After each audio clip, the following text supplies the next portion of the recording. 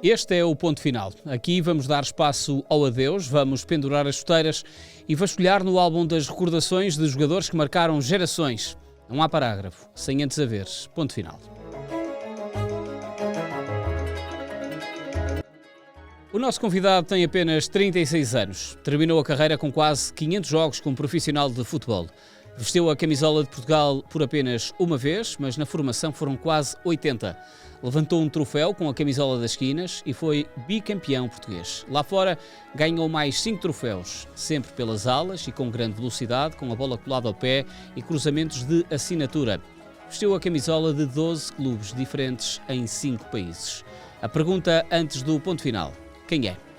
Hélder Barbosa, obrigado por estares aqui connosco. Obrigado, eu. Com estas dicas e este enigma, chegavas a este jogador, ao teu nome? Eu chegava. Para mim acaba por ser um bocadinho mais fácil e eu penso que as pessoas que estão mais dentro do mundo do futebol são capazes de lá chegar. Vamos ver. O que é que achas que é mais difícil destas dicas? Pelo facto de falar 5 países, as pessoas realmente têm que escolher ali os países e ver realmente se foram 5, se não foram, e tentar para ver se coincide vá com o meu perfil. Na prática, os Emirados Árabes é um conjunto, mas é um país. Sei, um país. Mas pode ser essa a parte mais complicada. Vamos ver. Ora, nós vamos falar aqui sobre tudo o que te aconteceu na carreira, uma bonita carreira terminada no Varzim, no dia 6 de maio de 2023, um jogo diante do FAF, 1-0. Sabias que ia ser o teu último jogo? Não sabia. Mas o engraçado ainda no meio disto tudo é que nesse último jogo levei o meu pai para ver o jogo, a minha família estava lá toda, a minha esposa, os meus filhos, e levei também um tio meu que sempre me acompanhou no meu começo de carreira, engraçado. E levei por ser o último jogo e eu tinha regressado a Portugal e levei-os. E acabou por coincidir com a data, ou seja, eles viram-me no primeiro jogo da minha carreira e viram-me no último jogo da minha carreira, mas eu não fazia ideia que seria Isso o é quase arrepiante. É tipo os astros. Engraçado, eu nesse último jogo chorei no último jogo do Varzim. Os meus colegas lembram-me de saírem do estádio e eu fiquei ali a apreciar ainda um bocadinho o estádio do Varzim. E fui ter com a minha família mesmo às bancadas, subi pelas escadas e fui ter com eles. E chorei por estar ali com a minha família, realmente o último jogo daquela época e tal. Mas nunca pensei mesmo que seria o último, mas é de arrepiar ainda me emociona um bocadinho saber que realmente foi o último jogo e que tinha lá os meus. Isso é quase profético, porque convidaste as pessoas, é quase teres um sexto sentido de... Sim. Quando chegas àquela idade, pensas que pode ser o último? É assim, tu sabes que mesmo que não seja o último, que se aproxima de ser o último, ou seja, eu sabia que estava próximo de terminar a carreira e eu tinha dito na altura à minha família que provavelmente iria fazer mais uma época e que iria ser a minha última. Não cheguei a fazer mais uma, foi ali a última. Fico feliz pela carreira que consegui e sobretudo por ter ali os meus no jogo de despedida, que eu não sabia, mas no meu jogo de despedida. E porquê é que tu decidiste terminar a carreira?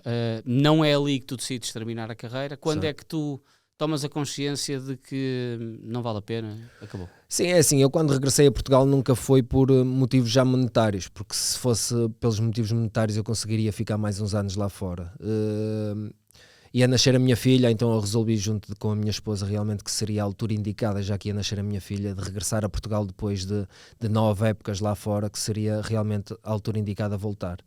Voltei, fui feliz no Varzim, mas depois de terminar o meu contrato lá, vi que me iria continuar a ocupar demasiado tempo da minha família para aquilo que eu iria ganhar, ou seja, comecei a ver que realmente teria que ser esse o passo de transição, de realmente investir em outros projetos, em projetos futuros e começar realmente Mas tiveste propostas? Tiveste sondagens para continuar? Sim, tive sondagens cá em Portugal, como é óbvio, eu tive também de fora ainda, mas não era esse o meu objetivo, mas lá está, começavam os números a ser a nível monetário, e falo de maneira aberta, muito baixo para o tempo que eu ia dispensar, por isso...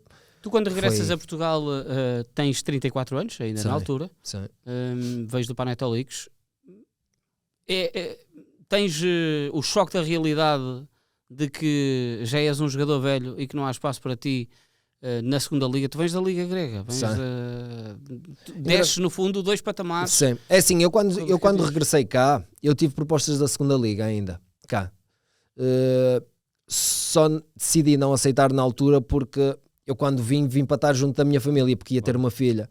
Nenhuma dessas propostas da Era segunda perto. liga era cá no Porto, ou perto. Ou seja, era tudo lá para baixo ou zona centro. E então fiquei ali num entrave muito grande, mas se realmente o meu objetivo era estar com a minha família, não poderia sair de um país onde pudesse ganhar mais para vir para cá, para ir para uma zona em que não estaria também com a minha família. Tinha o meu filho na escola cá e já não faria sentido estar a mexer neles, a levá-los comigo para outra cidade. Então decidi esperar, até que surgiu o projeto da Liga 3 então do Varzim, que era bem mais perto, e decidi aceitar. E esse início de época é audaz. Sim. É um Varzinho a querer lutar pela subida, Sim. com o Tiago Margarito como Sim. treinador. O mal no meio disto tudo é que começámos ali a entrar numa fase de os resultados não vêm. Às vezes uma bola ao poste que podia ser golo e já te altera ali toda uma ideia de que vais conseguir, já começas a duvidar. Os adeptos ali à tua volta e no Varzinho, que eles são bastante exigentes, já começam a duvidar, tu começas a sentir que eles duvidam. E começámos a entrar ali numa bolha em que não conseguimos sair. E de um projeto de subida e que acabámos por não conseguir só no último jogo ir à fase de subida, acabámos por lutar quase para não descer. Ou seja, foi ali um choque também um bocadinho para o balneário, um choque de objetivos que nos tínhamos proposto nessa época. Já vamos falar mais à frente sobre o choque que foi o regressar a Portugal e encontrar um patamar competitivo diferente e uma realidade diferente. Começas a jogar no Paredes, que é de onde tu és originário. Sim. Como é que foste parar ao futebol? Assim, eu desde que me lembro eu chutava tudo que me aparecia à frente. Na altura Era o campo não era das bolas. Laranjeiras. Era, exatamente. Que agora voltou para lá. Sim, agora está espetacular. Sim. Agora. E isso acabou por ser também uma ideia do meu pai na altura, porque eu já bem menino, com 3, 4 anos, tudo que me aparecia, desde latas de cerveja, desde tudo que apanhava, as pedras, chutava tudo. E nós tínhamos na altura um ringue lá ao pé da minha casa, numa aldeia de Paredes, que é Mouriz, em que tinha lá uns joguinhos sempre à noite, que se realizavam os torneios. Então eu ia sempre lá à noite ver os jogos com o meu pai. Então era, por isso é que eu digo, chutava as latas, era as pedras e tal, até que o meu pai se virou um dia para mim e disse: vou-te colocar no Paredes. Na altura não havia isto que há agora, que é estas camadas jovens com 4 ou 5 ou 6 anos que Já vão lá jogar. estão. Na minha altura começavas aos 8 anos, ou seja, eu tinha 5. Então o meu pai decidiu lá, foi falar lá com os dirigentes lá na altura do Paredes, que eu tinha um gosto enorme por futebol, se poderia, não podia ir aos jogos, mas se eu poderia fazer parte e começar a treinar com eles. Permitiram. Então começou a crescer isso. Comecei a treinar com aqueles, nessas idades faz muito diferente, que eram os matelões. Mas tu começaste o perfil do 0-0 ainda está desatualizado. Comecei com 5 anos a treinar. Mais cedo do que... E na altura permitiram-me ir a um torneio, aí um torneio que não era, digamos, esses jogos oficiais de campeonato, permitiram-me ir a um torneio e as coisas saíram super bem. Então comecei ali a jogar e joguei até aos meus 10 aninhos ali, fiz escolinhas no Paredes. E é aí que dou depois o salto para o Porto, para os infantis do Porto. É muito cedo logo, saltas para o Futebol Clube do Porto. Na altura sabes, não havia pagamentos de verbas nenhumas. Claro, a minha contratação, eu lembro que foi com materiais desportivos, ou bolas, ou coletes, ou coisas desse género. E sim, deu-se muito cedo. Fui com um coleguinha meu na altura para o Porto e começa aí uma nova etapa. Quando te disseram que tu ias para o Porto, tu tinhas noção, com 10 anos, da dimensão do que tu podias ter, encontrar... Ou para ti era uma coisa quase ali natural? Eu tinha noção, porque lá está, quando ainda falas neste momento de Sporting, Benfica e Porto, tens noção que realmente são clubes grandes, sabes? Mas dizer altura, isso a uma criança de 10 anos... Eu sabia que ia para um patamar, e o meu pai deixou-me isso bem ciente na altura, que era, eu ia para um patamar maior, já ia estar ali a discutir o meu lugar com os melhores. A nível nacional, e eu tinha essa noção. Eu penso que a responsabilidade que agora que os miúdos têm não era a que tínhamos na altura, não sei, acho que crescíamos um bocadinho mais cedo, não tínhamos tantas facilidades, e o meu pai fez-me ver isso logo de início, e eu na altura tinha a possibilidade ou de ir para o Boa Vista ou para o Porto, só que a minha família maioritariamente é portista, então foi uma escolha fácil para mim. Na altura apresentou-se lá o Sr. Craveiro, que era de scouting do Porto, e foi lá à casa dos meus pais e tiveram lá a falar, e no fim lembro-me deles me dizer: então, o que é que decides? Porto ou Boa Vista? E eu disse: é Porto. Então vamos lá para o Porto. E foi assim que se deu a transição para lá. Esse senhor Craveiro era uma espécie de, eu diria, de homem forte de recrutamento, porque o Bruno Moreira já esteve sentado nesse sítio, e também foi o senhor Craveiro que foi a casa dele. Eu penso que era ele sempre, mesmo, eu não tenho certeza disto, mas eu penso que sempre, mesmo que alguém lhe falasse ou isso, era ele que dava a cara e era ele que ia depois deslocar-se para realmente tentar convencer os familiares. E tinha um poder de persuasão grande, já são dois a dizer isso. Tinha mesmo. Por isso é que, passados tantos anos, continuo a recordar-me dele. Nunca mais tive informação sobre o Sr. Craveiro, espero que esteja tudo bem. Mas recordo vais treinar na Constituição? Na Constituição. Lá não é a Constituição de agora. Pois não. Era Pelados? Era, Pelados. Duro. E nós tínhamos um campinho bem pequenino na altura que toda a gente adorava lá treinar, que era um campo de futebol de 5. E nós treinávamos lá e aquilo era sempre a doer. Já nós miudinhos, já com aquela coisa de ter que ganhar, que é uma das mensagens que te passa muito clara no Porto, é que ou é ganhar ou é ganhar.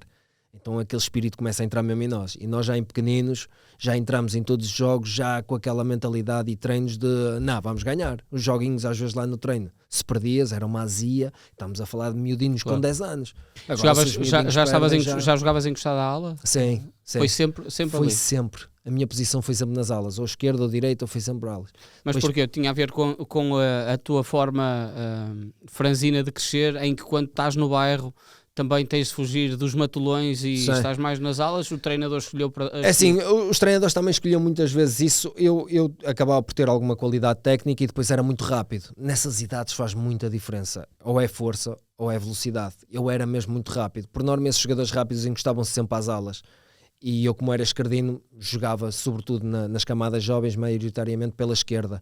Depois, numa parte já mais graúda, é que já se começa a introduzir os alas com o pé contrário para virem dentro, chutar, mas o poder de remate cresce. Sim, mas na altura era muito, és esquerdino, és extremo esquerdo, és direito, és extremo direito, claro. Se tivéssemos essas características. E então fiquei sempre colado às alas. Quem é que são os teus colegas? O processo há de ser muito semelhante com todos os que vão parar à formação do Futebol Clube do Porto, recrutamento, o ver quem é que são os possíveis jogadores a contratar. Quem é que entra contigo? Tens assim memória de malta que chega também na mesma altura que tu chegas? É assim, ao Porto eu tenho a maior memória é que o meu melhor amigo desde sempre era um colega meu que jogava no Paredes e acabou por ser contratado na mesma altura que eu, que era o Pedro Duarte. Foi na mesma altura que eu para o Porto, ou seja, fomos os dois.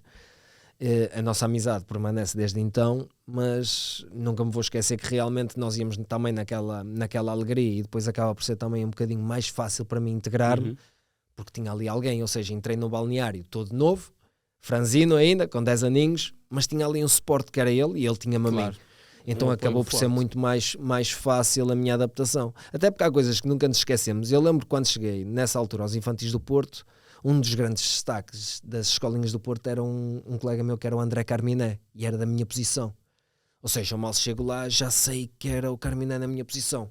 Ainda me deu mais aquele estofo de dizer, ele é muito bom, eu tenho que vir aqui para ser ainda melhor. Ou seja, são coisas que nos vão e hoje ensinando. Em dia, quase só tu te lembras do André Carminé. Lembro. Lá está, mais um amigo que há nomes que nunca vais esquecer porque acabas por crescer com aquilo e acabam por te marcar também a ti. Claro.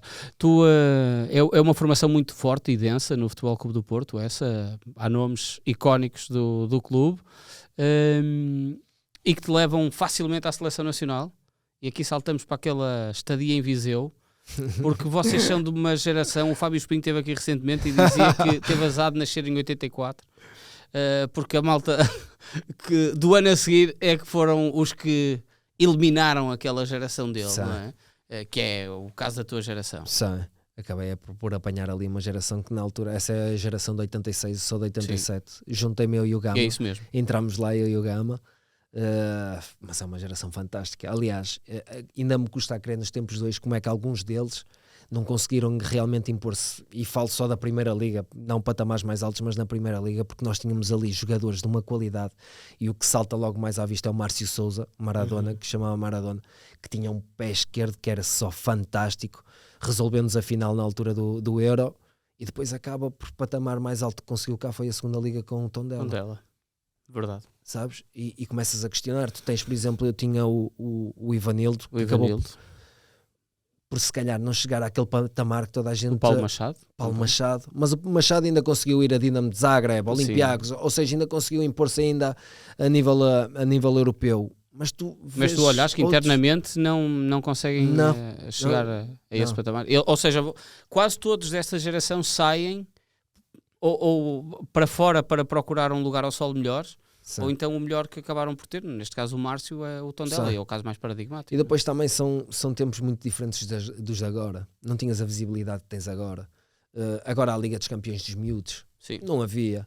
Agora há televisões a assistir aos jogos dos miúdos. Não havia. Os clubes não apostavam tanto na formação, iam muitas vezes ao mercado sul-americano, brasileiros, argentinos, colombianos, que tinham bastante qualidade, mas acaba por tirar um bocadinho de espaço aos miúdos de cá.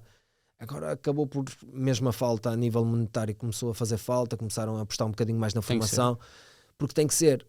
Se calhar nos tempos de hoje tinha-se explorado um bocadinho mais os miúdos e a qualidade dos miúdos de antigamente, e realmente alguns deles, se calhar estávamos a falar agora que teriam atingido outros patamares.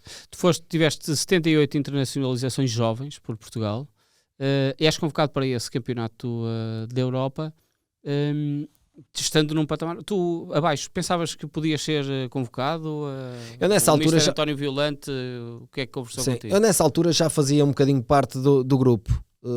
A minha maior surpresa, e voltando uns anos ainda atrás, havia um torneio de associações, o Lopes da Silva, e aí que foi a minha maior surpresa. Porque na altura mal terminei o Lopes da Silva, não tinha idade ainda de seleção, convocaram-me para a seleção. Sub-15? Sim. Na altura chamaram-me para um torneio na Suécia, ainda me recordo, e isso aí sim, fiquei estupefacto, estava em casa, não havia nada programado, de repente recebo uma chamada, uma mensagem, já não me lembro, a dizer que estava convocado para ir à seleção. Então acabei o Lopes da Silva há pouco tempo, como é que vou para a seleção? E aí sim, fiquei surpreso. Na altura do europeu, já fazia parte muitas vezes das opções do Mr. Violante, então foi com alguma naturalidade que aceitei isso, tanto eu e o Gama costumávamos estar lá já várias vezes, e por isso sim, já estava um bocadinho à espera. Agora se me perguntas se acreditava que íamos ganhar, tinha esse objetivo, mas sabia que não éramos os candidatos a ganhar aquilo. Aliás, a Espanha era só uma potência. E foi a Espanha que depois ganhou o Europeu, o Mundial por aí fora. Por isso estavam lá Fabregas e um montão de jogadores. E o que é que vos fez ganhar?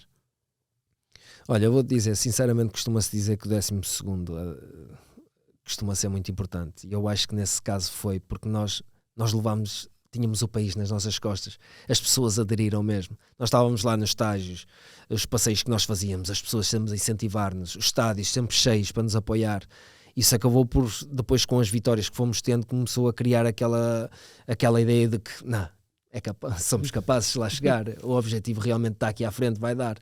E nós sabíamos que íamos defrontar na final realmente os favoritos, mas eu acho que nessa altura, eu penso que já toda a gente acreditava realmente que nós podíamos batê-los.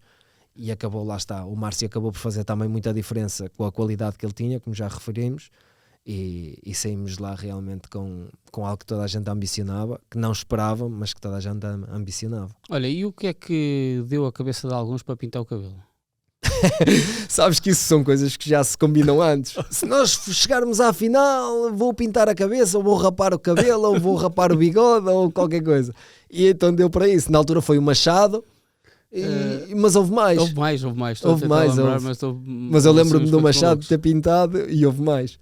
Mas isso já são coisas, já quase desde o início do torneio que se combinava isso, dizer, se chegarmos ali à final, ou é para pintar, ou é para rapar, ou é para qualquer coisa, e deu-nos para isso.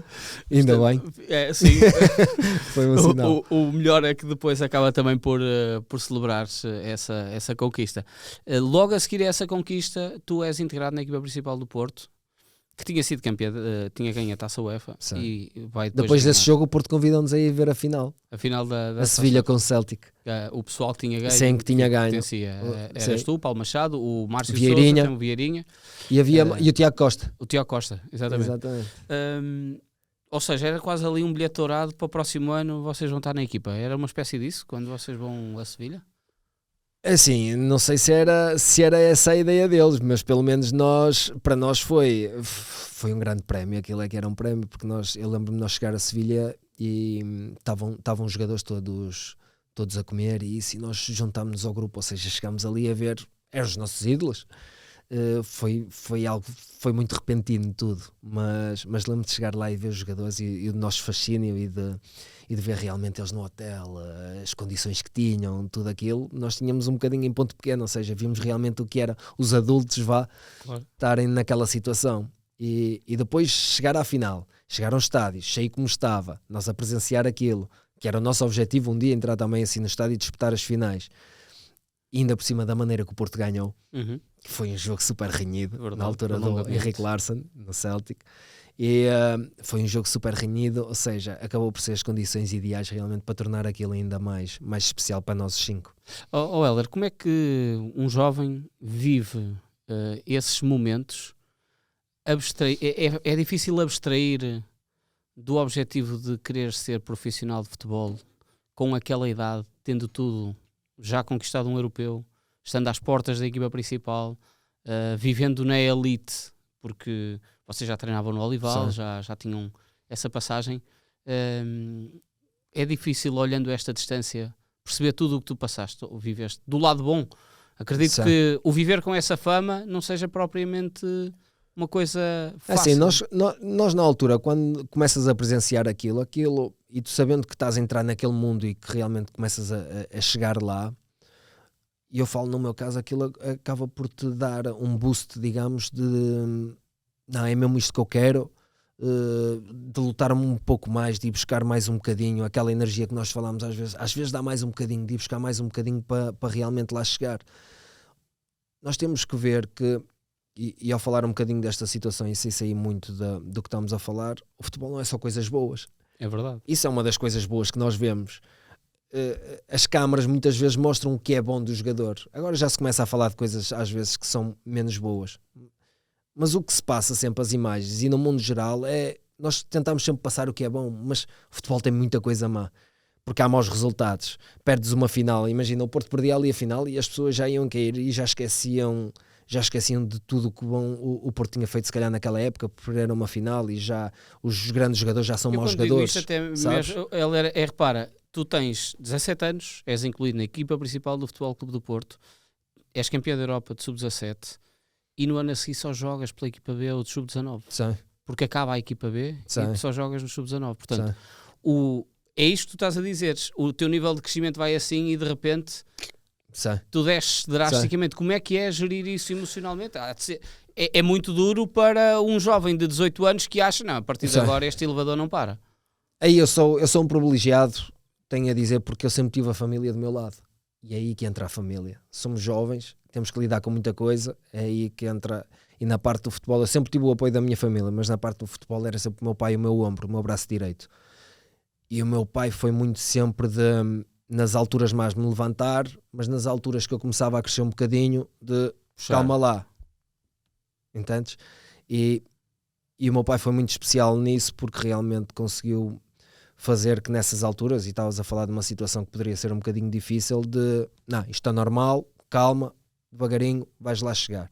E esta mensagem, se eu te disser que, e isto acaba por ser um bocadinho duro, mas acaba por dar muito, muito valor a isso, que é, o meu pai, o maior elogio que me deu e o único elogio que me deu foi quase agora no final de carreira.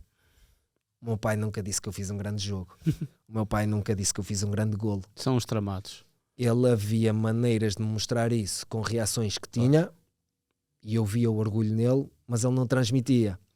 E eu fiquei sempre com isso. Se tu me disseres agora que eu dou valor a isso, dou. Na altura, se calhar, incomodava-me um bocadinho, sabes? Porque eu via, se calhar, os outros pais a dizer: ei, o meu filho, grande jogo, grande golo. Mas se calhar o teu pai também dizia isso aos outros. Se calhar. Não te dizia a ti. Nunca soube. E então, isto para voltar ao assunto, ele acaba por me ajudar muito nisto de gerir emoções e de gerir momentos. Acaba por ser ele, e lá está, é um mal de muitas famílias, às vezes, e muitos jogadores, não terem esse apoio ou esse suporte por trás, porque é muito importante. Claro. Tu e voltando aqui atrás só esse ano de 2003, 2004, como é que tu sabes que vais treinar com a equipa, que vais pertencer àquele grupo?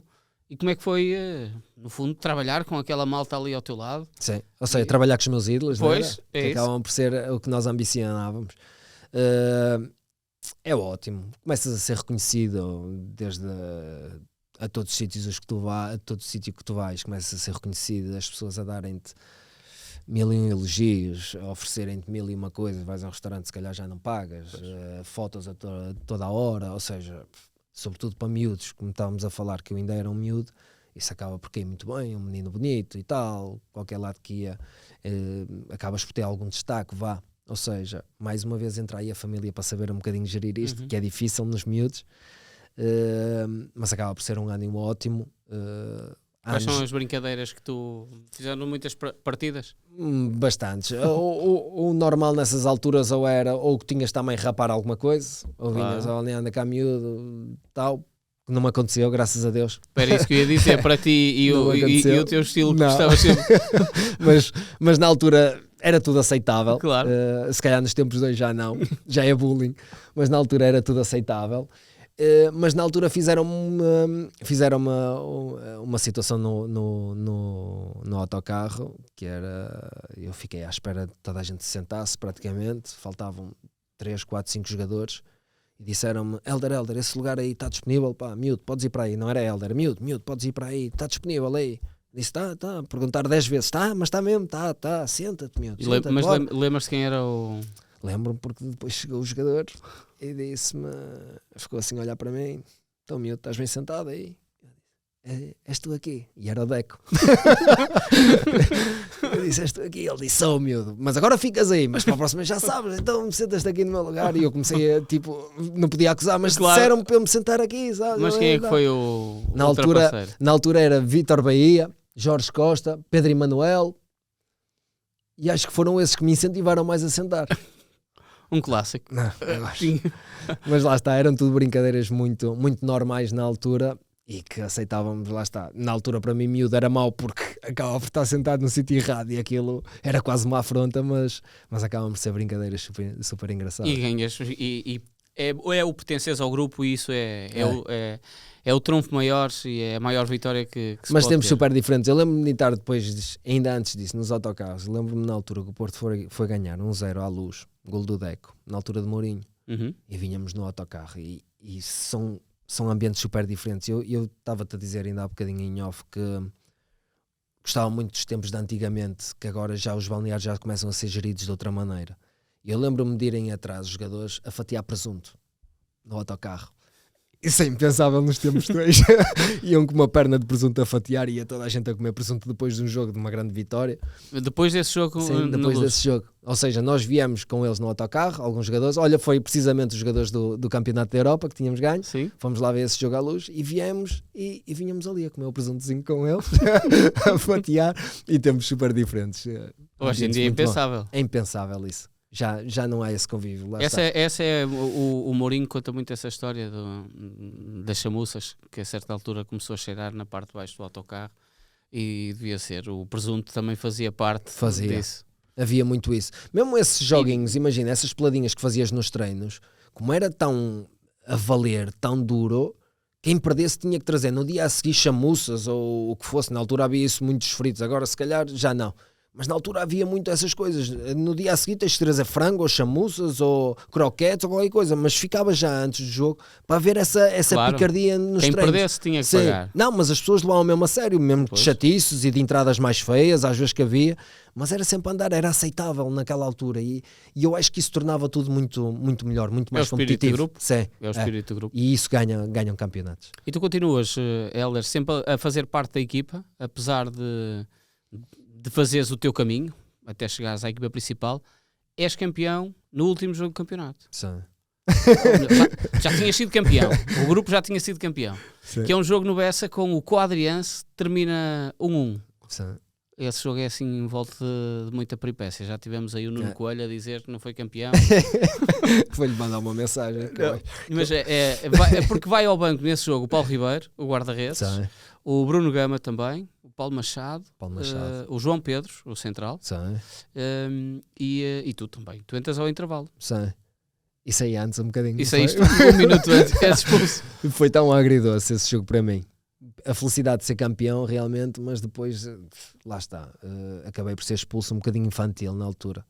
Eu também estava a dizer um bocadinho em off que achei que o primeiro amarelo foi um bocadinho exagerado na altura, mas o segundo mostra alguma infantilidade minha. Já tinha um amarelo, aquela coisa de querer mostrar e de ir a rasgar em todos os lances e lá está. Isso levou-me um bocadinho a levar ali o segundo amarelo, a estragar um bocadinho a festa e a estragar também um bocadinho os planos do Mr. Codriense, porque queria ganhar o prémio Fair Play nessa época e eu acabo por levar ali 2 amarelos e estragar-lhe esse objetivo. Achas que é por isso que ele quase te castiga, não é? Tu depois és emprestado. Sim, mas não foi um castigo.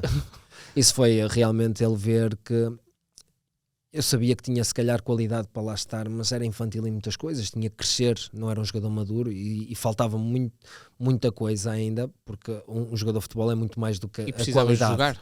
Sim, não é só a qualidade que tem em jogo, se calhar eu tinha a qualidade, mas faltavam muitas coisas ainda realmente para pertencer se calhar a um plantel tão forte como era o do Porto nessa altura, e decidiram emprestar-me e eu penso que foi realmente a decisão correta nessa altura. 2 anos em Coimbra. 2 anos, 2 meias épocas praticamente. Sim, é verdade. Sim. Pois, porque tu depois regressas ao Futebol Clube do Porto, és o único reforço de inverno nesse ano. Sim.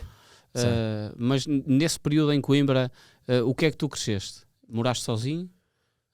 Olha, morei sozinho, lá está, foi um bocadinho sair debaixo da asa dos meus pais, apesar que era perto, Coimbra-Porto fazia-se num instante, continuei a ter os meus pais a ir ver os jogos ao fim de semana, já não estava diariamente com eles como é óbvio, mas continuei a ter o suporte da minha família e foi um bocadinho a tirar-me para eu crescer também um bocadinho, lá está, num espaço em que estava sozinho e que acabei por me adaptar, tive a sorte de me adaptar rapidamente porque começo a jogar e começam-me a correr muito bem as coisas numa cidade jovem, que era bom também para mim, ou seja, era uma cidade jovem e então uma cidade que me apoiou muito, apoiaram-me mesmo muito. Tu sentes que cresces bastante naquele período? Muito. Acabo por começar a ser reconhecido também como um jogador que poderá fazer a diferença na Primeira Liga, as coisas começam a correr bem, começa logo a surgir aquilo que começava-me a tornar já um jogador com alguma experiência, digamos, dentro daquilo, porque começava ali a começar a jogar regularmente na Primeira Liga, a titular, e lá está, isso daí provavelmente se deveu depois também o meu regresso ao Porto mais tarde. Quando o Porto te resgata novamente, tu achaste que era normal pela época que tu estavas a fazer? Surpreendeu-te de alguma forma? Sim. Ou nem por isso? É assim, é importante dizer que eu antes do Porto me resgatar, eu ainda tive uma lesão muito grave antes disso. Eu na minha primeira época de Coimbra tive uma lesão muito grave. Recuperei-me, fiz toda a minha recuperação no Porto e voltei a ser cedido à Académica. E aí já sob o comando do Mr. Domingos, aí é que acabo por fazer mais meia época boa e aí sim vou-me juntar ao Porto de Jesualdo. O Porto que faz tetra? Sim. Ou seja, se eu esperava isso, talvez inconscientemente pensasse que poderia lá chegar. Mas as coisas estavam a correr bem na Académica. Eu estava confortável na Académica. Se tivesse terminado na Académica, acharia isso super normal. O Porto, ao chamar-me, como é óbvio, na altura, nem foi praticamente uma pergunta que me fizeram. Foi realmente que contavam que eu regressasse. E eu, com a maior alegria, realmente pensei que chegaria a esse Porto e não diria ser titular, mas começasse a preparar, digamos, uma próxima época no futuro com mais regularidade, o que não aconteceu depois. Mas isso, tu consegues a esta distância perceber porque é que não acontece essa regularidade e és novamente emprestado? Depois tens mais 2 empréstimos, Trofense e Setúbal. Consegues perceber porque é que tu deixas de seres um jogador imprescindível ao ponto de resgatarem em Coimbra para ser novamente dispensável? É assim, isso é um bocadinho difícil. Eu sabia que ia chegar a um patamar muito mais elevado, como é óbvio. Se tu me dissesses se eu pensava que ia ser titular indiscutível, eu diria-te que não. Mas pensava que realmente seria mais aposta.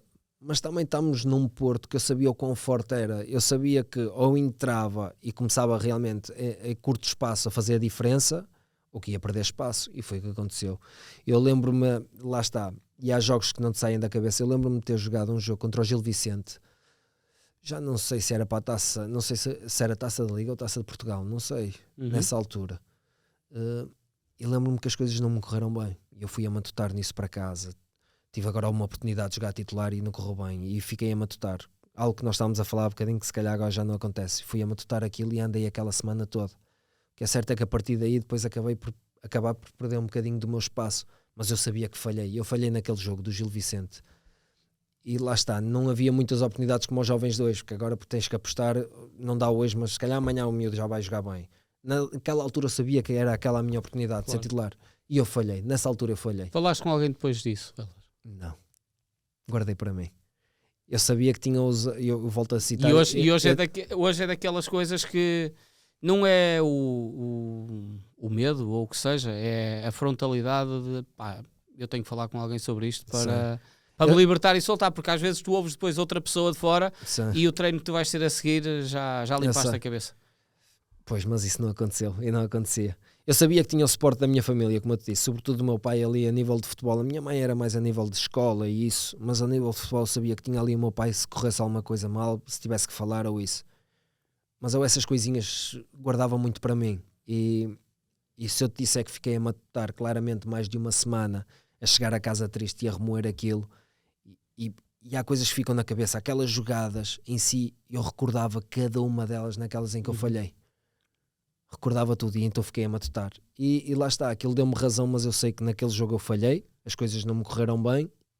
Sabia que tinha o apoio das pessoas na mesma, porque sabiam a minha qualidade, mas sabia que aquele momento ia mudar, pelo menos nessa época, a minha situação, e acabou por mudar, e foi uma falha minha nesse jogo, claramente. É claramente a mensagem para todos os jovens poderem perceber que é, se a coisa está mal, o melhor mesmo é conversar e falar. Sim. É melhor, pelo menos para não ficar a matutar tanto tempo. E ouvis outra voz, porque outra voz vai-te dizer que... Pá, mostrar-te o que há de bom também. É isso mesmo. Tu ficaste a pensar em lances durante muito tempo e aqueles treinos a seguir de certeza que não te correram bem. Não.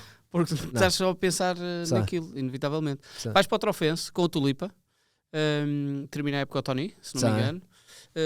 É uma época agridoce, porque o Trofense faz ali coisas bonitas, mas acaba por descer a divisão. Olha, é uma das pedras no meu sapato vá durante a minha carreira. Vou para o Trofense que deu-nos tudo o que podia dar. A única coisa que se calhar falhava um bocadinho ali no Trofense era realmente as condições de treino, porque nós treinávamos muitas vezes ou no próprio estádio ou tínhamos que ir treinar para Laundos, que era um bocadinho... Na Póvoa. Sim, era mais afastado, ou seja, obrigava-nos a deslocar sempre de um lado para o outro. Porque de resto aquele clube deu-nos tudo a nível de condições. Não falhava nada, salários sempre em dia. Tudo direitinho, balneário, se precisássemos rasgavam uma camisola, tínhamos outra, falhava qualquer coisa e eles arranjavam. Sempre preocupados, ou seja, não mereciam que nós no final da época realmente caíssemos daquela maneira e depois um Trofense que não se consegue voltar a levantar, e isso é o que me custa um bocadinho, porque se eles voltassem a levantar-se depois, mas não, isso é uma pedra no meu sapato, sempre ficou aqui um amargo para mim o facto de ter descido naquela época. Tens logo a seguir outra época a Setúbal. O Bruno Val já falou aqui que às vezes vocês não conseguiam escolher clubes. Vais para Setúbal porque querias ou porque foi a solução que te encontraram? Essa penso que foi a única vez em que realmente foi a solução que me deram. Eu tinha outras possibilidades na altura de ir para outras equipas, mas lembro-me nessa altura quem foi para lá foi o Mr. Carlos Azenha, que tinha pertencido, que era adjunto do Josualdo. Exatamente, ou seja, conhecia-me, queria muito lá. Só que o Vitória de Setúbal na altura passava por uma fase muito difícil. Eu lembro-me de ir lá na altura aos treinos, estavam a fazer captações praticamente. Nós tínhamos 30 e tal jogadores a treinar, muitos deles sem contrato, a ver realmente se era para ficar ou não. Sim, a experiência. Ou seja, isso era um bocadinho irreal numa equipa da Primeira Liga estar a passar por isso. Mas eu já sabia, como tinha lá alguns colegas que estavam nessa situação. Então na altura eu estava muito virado para assinar no Leixões. Eu lembro-me, tinha a proposta de Leixões da Primeira Liga, era ao pé de casa. Muitos amigos mesmo adeptos de Leixões que eu tinha, ou seja, vou ficar aqui no Leixões, que é mais confortável. E lembro-me do Porto me chamar para uma reunião onde estava o presidente, estava o Antero, estava o Carlos Azenha, ou seja, meteram-me ali todos. Eu a chegar ali, vejo aquilo tudo dentro da mesma sala, entrei com o meu pai, que o meu pai ia-me sempre a acompanhar. Aliás, eu fazia questão que o meu pai me fosse acompanhar. Então, Helder, já decidiste? E eu a pensar para mim, não, mas parece que... Vocês já decidiram. E então, na altura, quem falou muito até foi o presidente, a dizer ao Helder, sei o que pode estar, sei que estas pessoas que estão aqui podem dar, neste caso era o Mr. Carlos Azenha, e as coisas vão correr lá em baixo, vão correr muito bem, vais ver. Eu disse, Presidente, eu vou ser muito claro, não era a minha primeira opção, preferia ficar ao pé de casa e sei que a situação lá no Vitória está meio difícil, mas não, Helder, mas é para ali que tu vais ver que vai correr bem. E convenceram-me, realmente fui para baixo e acabámos por salvar a Vitória de Setúbal nessa altura. E tu fazes uma época boa, é a melhor época na altura que tu tens na Primeira Liga. E acabo por simpatizar muito com aquela gente dali de baixo, que lá está, acabo para ir mais longe de casa, mais uma vez, e acabo por ser super bem recebido com as pessoas lá de baixo, e continuo a ter, lá está, um carinho muito grande pelas pessoas de Vitória, porque foram fantásticas. É muito bairrista, é um local especial e apoiam, também. e muitas vezes as coisas estavam mal e eles sabiam que as coisas estavam mal e apoiavam e voltavam a apoiar, ou seja, aquelas pessoas gostavam mesmo do clube e se calhar mais uma vez foram elas que realmente conseguiram manter o clube na primeira divisão naquela altura. Claro. Aí tu terminas contrato com o Futebol Clube Porto. Exato. E vais para Braga. É o Domingos que te convence? Sim, é o Domingos. Na altura tinha uma proposta para ir para fora, que começava a ser vantajosa para mim a nível monetário, e eu estava mesmo inclinado para ir para fora, ou seja, ia começar a receber mais, sair se calhar agora para um projeto muito diferente porque ia para o estrangeiro, mas eu sentia-me preparado e na altura ligou-me o Mr. Domingos para falar. Na altura comigo. tens 22 anos? 22 por aí, sim. 22. E convenceu-me, tinha trabalhado com ele na Académica, eu sabia qual era mais ou menos o projeto de um Braga, porque era um Braga em crescimento já com o Mr. Domingos. Sim, o Braga do ano anterior faz segundo. Sim. Não é campeão por um ponto. E com uma equipa ia praticar um futebol e com objetivos de querer algo mais nas próximas épocas, ou seja, de crescer na altura num futuro próximo. Claro. E começou-me a convencer. Eu gostava muito do Mister, os métodos de trabalho eram fantásticos, era uma pessoa que eu conhecia e que me conhecia, que era muito importante, e então decidi esquecer um bocadinho a parte monetária e mandar-me realmente ali para Braga. Foi a melhor coisa que fizeste? Foi a melhor coisa. Logo de estreia uma final da Liga Europa. Sim. Liga dos Campeões. Sim. Infelizmente perdemos aquela Liga Europa contra o Porto, mas acabo por ter grandes recordações nessa altura porque foi... Helder, vocês perdem a final, mas chegam à final. Sim. Quando ninguém pensava. Ultrapassar Liverpool Sevilha no início da época, Sim. se não me engano, e Celtic também, numa fase pré-eliminatória da... E Liverpool, fomos a Liverpool. Sim. Ainda me lembro. Com o Raul Meireles no Liverpool. Dinamo de Kiev. Ou seja, acabam por... Deixa-me só fazer aqui um parênteses que tu há pouco fizeste referência das coisas más e das pessoas ou realçarem uma coisa má entre 10 boas.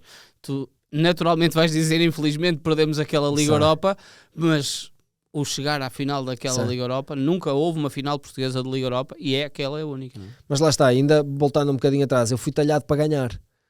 Verdade. Foi isso que me ensinaram, foi essa a palavra. Nós ali em Braga, eu sei que nós tínhamos um objetivo muito, sobretudo na Liga Europa, de jogo a jogo. E agora esta equipa, e passávamos.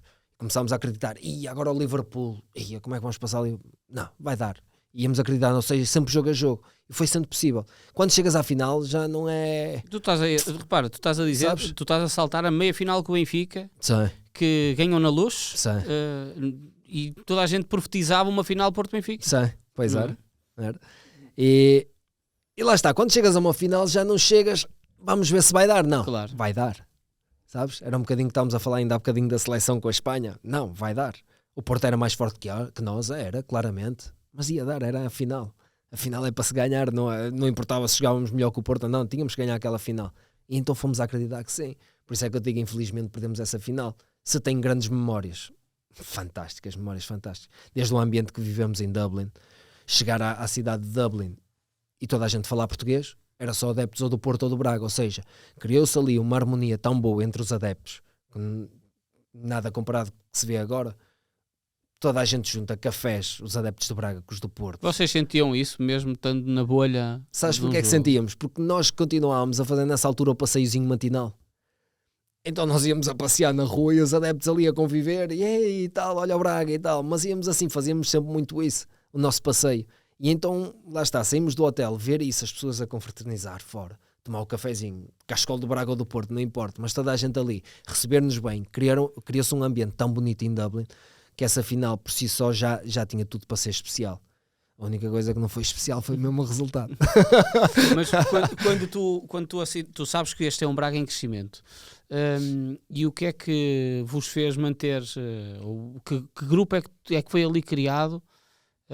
Eu diria que é um dos primeiros de um Braga que ao longo dos últimos anos tem potenciado bastante as suas ideias, mas como é que vocês criaram ali aquilo? O que é que tornava aquilo especial?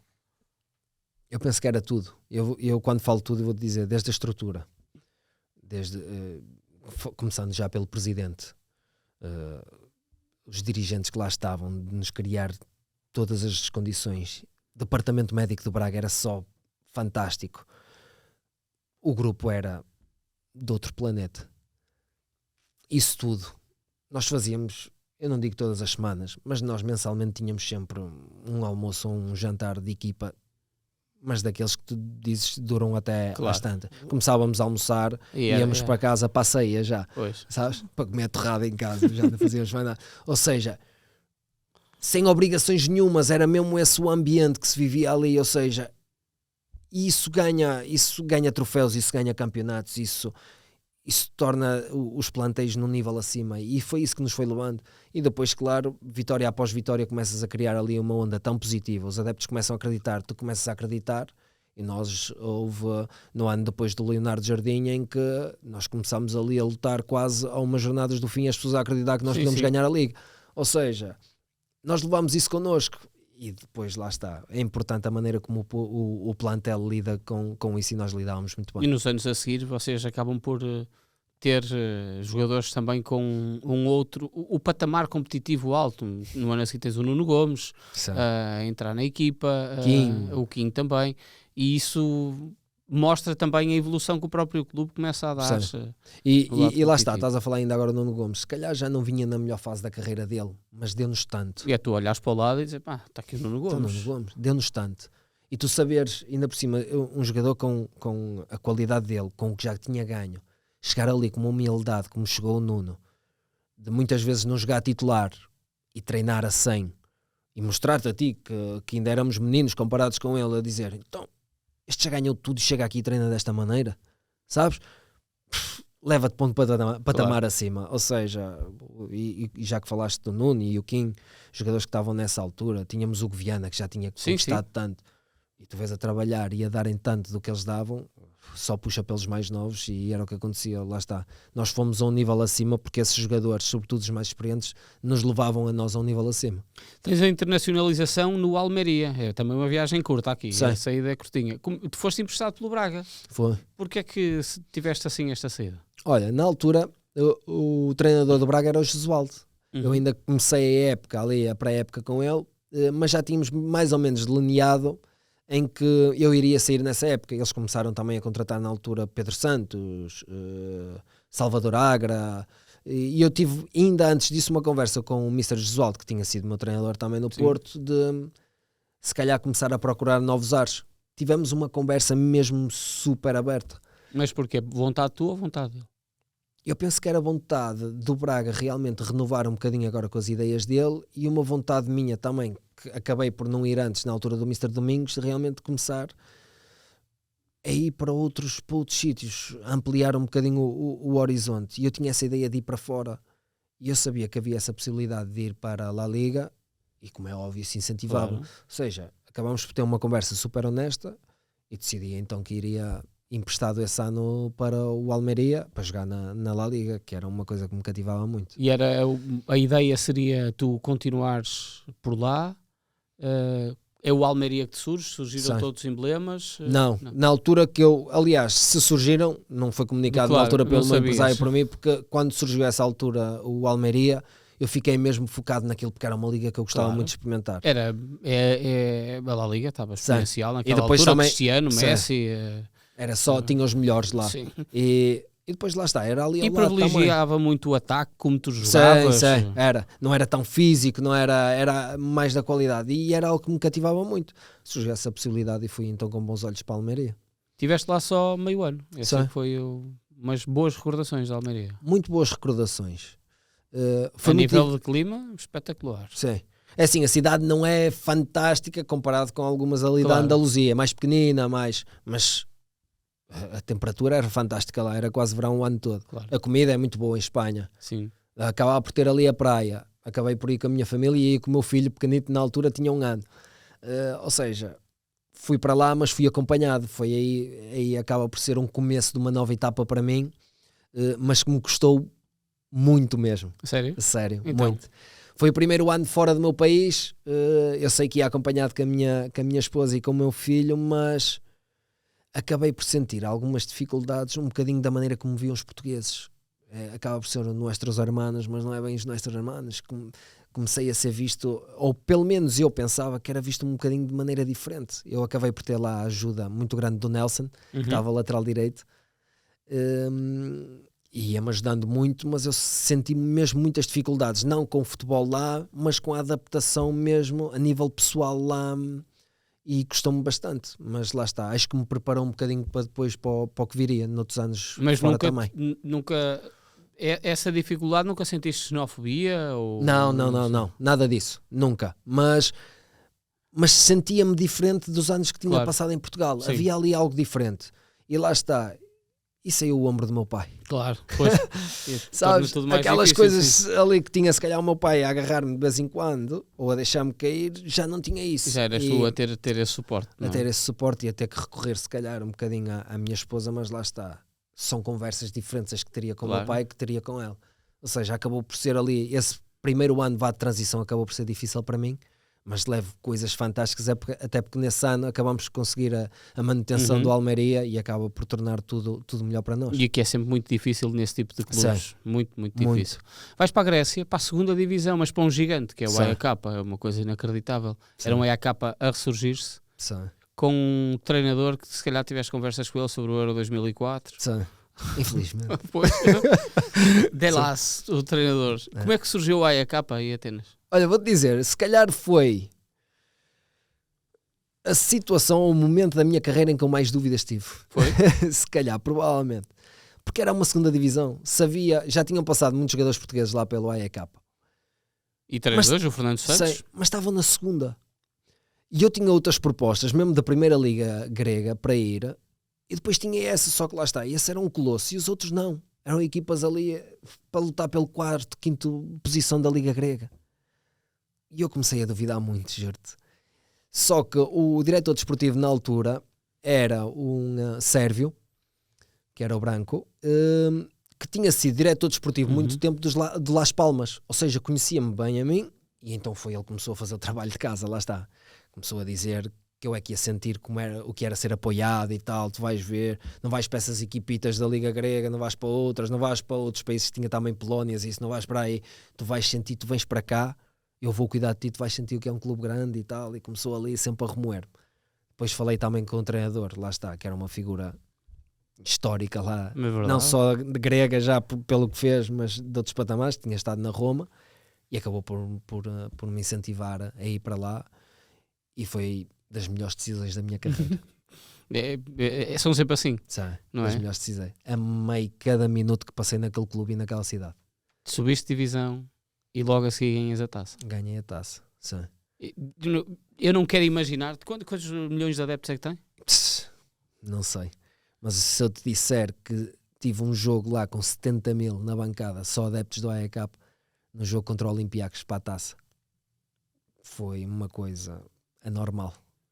E acredito que já tenha sido anormal quando subiram. Sei. Quando subiram deve ter sido... Aliás, aquilo começa logo a ser uma coisa anormal para mim quando nós começamos a pré-época, quando vamos lutar na segunda divisão, e começamos a ir lá para uma terrinha que eu já não me lembro o nome, a estagiar na Grécia, e temos os treinos cheios de adeptos. Nós estamos aqui no meio do nada, mal se respirava que íamos para uma montanha lá qualquer. Nós saímos do hotel para o treino e íamos acompanhados dos adeptos, de motas, de carros, todos a vir, cascóis e tal. E eu digo, não, nós estamos na segunda, isto não é normal. E então isso começa a crescer. Esse ano acaba por ser um ano, digamos, fácil para nós. Claro. Nós acabamos por limpar em todos os jogos tudo. E depois chegamos à primeira divisão, lá está, começa a doer e ainda se começa a ver mais, porque começas a juntar aquelas pessoas que não acreditavam, se calhar, e nós começam a acreditar e torna-se ali um ambiente só fantástico ali naquela cidade. Quando é que sentiram que podiam ganhar a final? É só quando chegam à final? Ou quando Olha, é assim. porque é difícil pensar naquela altura que eu posso ser campeão grego. Sei. Entretanto já foi o AEK, mas eu acredito que com a subida, apesar dos adeptos acharem que pode ser possível e agora vamos ganhar mais uma vez, vocês... Mas sabes o engraçado? É que nessa primeira época, calmos. quando nós estávamos na segunda divisão, nós apanhámos o Olympiacos na meia-final da taça. E é nesse jogo que os adeptos do AEK encheram o estádio com 70 mil porque não podiam ir. Eles lá têm isto que não podem ir fora. Não podem ir aos jogos fora, os adeptos. Ou seja, 70 mil só do AEK. Perdemos essa final com o Vítor Pereira no Olympiacos. E perdemos com uma mão, um gol de mão do Franco Iara, que jogou aqui no Benfica. Nos fez gol de mão, na altura não havia VARs. E acabamos por perder ao minuto 80 e qualquer coisa, por 1-0 nesse jogo. Nós da segunda divisão, Olympiacos, claramente foi campeão nesse ano. E foi uma injustiça tão grande que o jogo acabou por não acabou, aliás. Não acabou. Foi golo do Olympiacos e acabou o jogo. Invasão, um montão de problemas que infelizmente acontece muito ainda na Grécia. E acabou. No ano a seguir, realmente vamos à final com o Olympiacos, com um jogo interdito aos adeptos. Problemas, novamente, qualquer coisa, e deixaram ir, eu não quero estar a mentir, mas cerca de 1000 adeptos de cada clube. Ou seja, aquelas claques mesmo, é impensável, não foram famílias e mais alguns adeptos, eu penso que eram 1000 de cada, e ficou ali um ambiente meio que anormal também para uma final, muito esquisito. E vocês, mas que vocês habituados a ter estádio cheio, de repente... Mas mal acabou o jogo, viemos cá para fora. Estava tudo. E tínhamos o mundo cá fora à nossa espera. Valia tudo. E foi fantástico. Mas o que é certo é que as coisas correm bem, mas tu sais. Sai. Foste para os Emirados Árabes. Sai. Al-Wals, é assim que se diz? Al-Wassal. Al-Wassal. Sem nenhum português. Num futebol árabe diferente do que é hoje em dia. Sei. Como é que vais parar aos Emirados Árabes? Olha, tinha o último ano de contrato no AEK. Nós tínhamos começado essa época, que eu comecei a época no AEK, a lutar no play-off contra o Saint-Étienne, em que perdemos. E na altura surgiu-me essa situação para ir para os Emirados Árabes pelo Hugo Viana. O Hugo Viana tinha jogado precisamente no ano anterior no Al-Wassal. E ele tinha-me falado que eles estavam interessados em mim, se eu teria interesse em ir para lá. Mas eles só estavam interessados porque ele falou de ti. Possivelmente, não é? Pois não sei. Ou então... mas isso são os amigos também se ganha no futebol. Sim, mas não o Viana acabou por ter uma ligação muito forte com eles, por isso, na altura, foram eles que contactaram o Viana, porque sabia que tinha jogado comigo, a ver se eu teria interesse em ir para lá. Porque eu tinha contrato ainda, tinha mais esse ano de contrato. Disse ao Viana, olha, estou muito bem aqui, mas opa, se eles tiverem que fazer uma proposta, teriam que me libertar aqui sobre o pagamento de alguma coisa ou algo, mas é uma questão de discutirmos contratos. A nível monetário, como é óbvio, era uma proposta fantástica para mim. Claro. Na altura o AEK não tinha grande interesse, falei muito com o diretor desportivo, que é certo é que comecei a moer-lhes um bocadinho a cabeça pelo facto de ser o meu último ano, realmente a nível monetário ser um salto grande para mim. E as coisas concretizaram-se. Os clubes chegaram a um acordo. O Viana acabou por fazer grande parte da transição das negociações e acaba por ir para essa sim uma realidade completamente diferente daquela que eu já tinha experienciado até então. E tinha estado, é quase estares no AEK com milhares e milhares de adeptos e vais para um país que ainda está a proliferar o seu futebol. Mas é tudo diferente, desde os costumes, desde a maneira como vem a futebol, desde os treinos, que treinava lá às 6 ou 7 horas da noite, um calor inacreditável, condições super diferentes, maneiras de ver super diferentes. Ou seja, eu penso que entrei num mundo em que pensava completamente diferente de tudo o que eu já tinha vivido, e foi muito difícil para mim adaptar-me a isso, ao futebol, porque lá está, eram coisas tão diferentes. E as pessoas pensam que é chegar ao Dubai e como tens mais qualidade provavelmente que eles e que te vais impor e vais fazer diferença, mas não é assim. Tu tens que ter colegas que te façam o passe de X maneira, que te cubram no momento em que tu falhes. Precisas ali de 1 milhão de mecanismos que tu treinas e que são bases no futebol europeu, mas que na altura não havia ali. Ou seja, era difícil, é impossível um jogador chegar lá por muita qualidade que tem e vai fintar 11 jogadores da equipa adversária, é impossível. E as pessoas têm essa noção, claro, ainda agora dizem do Ronaldo, o Ronaldo está lá na Arábia, claro que vai fazer golos. Não é fácil. Sim. E ele agora acaba por ter realmente vários jogadores que vieram de fora para lhe dar esse suporte. Mas tu viste muitos jogadores e continuas a ver muitos jogadores de estrelas mundiais que chegam lá e não conseguem. Claro. Porque falta algo. E não é pela qualidade deles, porque Sim, é inquestionável. é boa, claro. Mas não dá. E a as pessoas juntar a têm isso muito- é a Sim. adaptação, que ele já tem e tu não E tens depois e a tens de ter. adaptação. Exato. Ou seja, tudo isto, ou seja, não é uma situação fácil. E eu não me adaptei muito bem lá ao futebol e decidi depois voltar então outra vez para Para a Europa. a Europa. É um ponto quase a perceberes, Hélder, que o dinheiro não é tudo, apesar de ser Não. muito importante, não é? Sim. É assim, se tu me dissesses na altura se eu voltaria a fazer o mesmo, com as ideias que eu tinha da altura, voltaria, Obviamente que sim. porque dei um salto a nível monetário que me veio ajudar e agora no meu futuro que me Claro, vai ajudar obviamente. bastante. Agora, que é uma diferença muito grande e que a nível de carreira acaba por ser ali uma pausa na tua carreira, sim. Agora, na Arábia já se começa a ver, se calhar, um bocadinho diferente, mas na altura que eu fui para lá, para os Emirados Árabes, sim. Foi Tu achas que uma pausa. é se calhar um exercício difícil de fazer, mas tu achas que se a tua opção não são os Emirados Árabes e é continuar na Grécia, a tua carreira podia ter andado por outro local, ou achas que o mais certo é que levasse o local que levou? É assim, eu nunca pensei muito nisso, porque lá está, o que foi era o que tinha que ser. Ponto. Futebol é momento, não é? Sim, não sou muito de olhar para trás e chorar os momentos. Tu, por exemplo, estavas a falar há bocado ainda do Gil Vicente e isso foi um momento que me marquei, mas nunca me viste a chorar. Acho que foi a primeira vez que falei disso até com alguém, nem com a minha família disse que tinha falado, porque não sou de olhar o passado e dizer, ia, porque é que eu fiz aquilo daquela maneira ou isso. Não, foi eu que tinha que fazer. Eu sempre levei coisas muito claras na minha carreira que era de me esforçar e dar o máximo de mim. Isso garante que fiz em todos os jogos, jogando bem ou jogando mal, dei o máximo. E isso regras que me criaram lá em casa. O meu pai disse-me desde muito cedo que ou eu dava o máximo ou me tirava do futebol. Claro. Ou seja, levei sempre muito isso. Ou seja, não penso muito nisso. Se calhar poderia continuar num nível se calhar mais alto, sim. Se iria a nível monetário ganhar o que ganhei, aí já fico em alguma dúvida. Obviamente, claro. Sabes? Mas foi o que tinha que ser. E fiquei feliz com as minhas escolhas. Regressas à Turquia para o Akhisar, ou vais para a Turquia para o Akhisar. Este também é um dos emblemas de Istambul ou é fora este? Não, aqui sai Izmir. Izmir. É ao lado. Que é uma zona bastante...